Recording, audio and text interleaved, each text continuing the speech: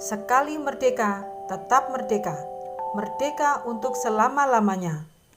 Bersama ini, kami, Lembaga Kedaulatan Rakyat Indonesia, atas nama seluruh rakyat Indonesia, menyampaikan pandangan, pemahaman, dan pendapat akan bahayanya kitab-kitab teori kapitalisme dan komunalisme yang selalu didalilkan sebagai kitab suci. Di mana ukuran sucinya? Dengan apa mengukur kesuciannya? Apa alat pengukur kesucian? Yang mereka tak akan pernah dapat menjawab hal itu.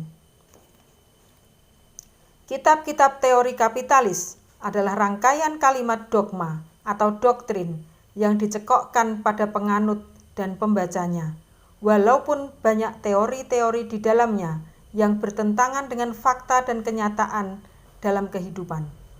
Isi kitab-kitab teori kapitalis akan berbanding terbalik dengan konstitusi di sebuah negara. Jika konstitusi di sebuah negara dibuat untuk tujuan menjamin kehidupan dan penghidupan bangsa, rakyat, dan warga negaranya, tetapi kitab-kitab teori kapitalis justru banyak menghancurkan sebuah negara, menyengsarakan bangsa, rakyat, dan warga negaranya.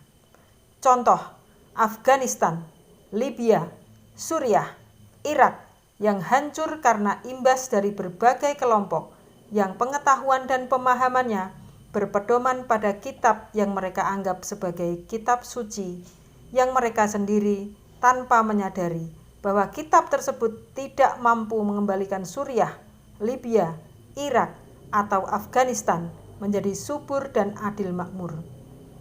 Karena yang mampu membuat sebuah negara menjadi subur, adil, dan makmur adalah manusianya, bukan kitab.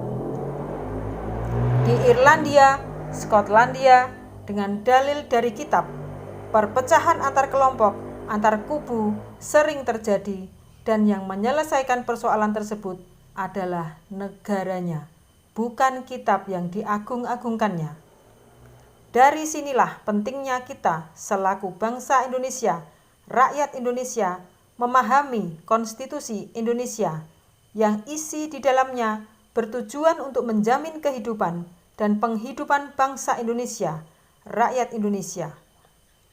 Analisa saja kitab-kitab teori kapitalis yang sekaligus bertujuan pengelompokan diri dalam satu kesamaan golongan, kesamaan komunal, yang bertujuan menguntungkan komunalnya sendiri.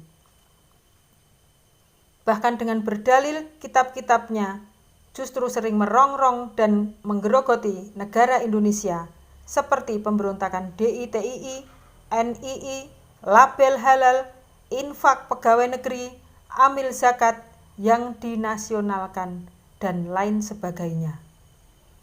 Pancasila dan Undang-Undang Dasar 1945 adalah konstitusi Indonesia yang menjamin kehidupan dan penghidupan bangsa Indonesia, rakyat Indonesia, dan kitab-kitab teori kapitalis yang sekaligus juga komunalis tidak menjamin apapun untuk kehidupan dan penghidupan bangsa Indonesia, rakyat Indonesia, yang justru cenderung menyengsarakan bangsa Indonesia, rakyat Indonesia.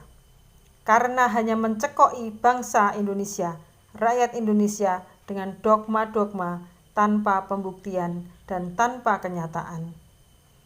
Untuk itu, mari saudara-saudaraku, bangsa Indonesia, rakyat Indonesia, kita bersatu padu, berpegang teguh Pancasila dan Undang-Undang Dasar 1945.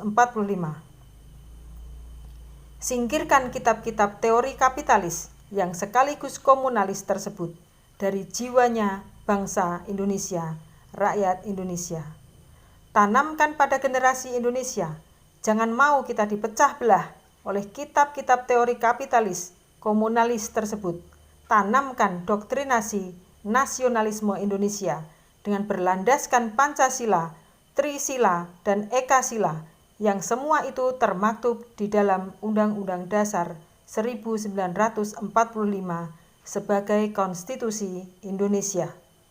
Selamat merenung dan menganalisa saudara-saudaraku sebangsa dan setanah air, seluruh rakyat Indonesia, tentang kitab-kitab yang diklaim sebagai kitab suci, yang nyatanya tidak mampu menjamin kehidupan dan penghidupan kita selaku bangsa Indonesia, rakyat Indonesia. Tanggalkan segala kitab-kitab teori kapitalis dan komunalis tersebut. Selamat berjuang, hak rakyat harus kembali, merdeka. Lembaga Kedaulatan Rakyat Indonesia, Pergerakan Rakyat Menuju Alam Kemerdekaan.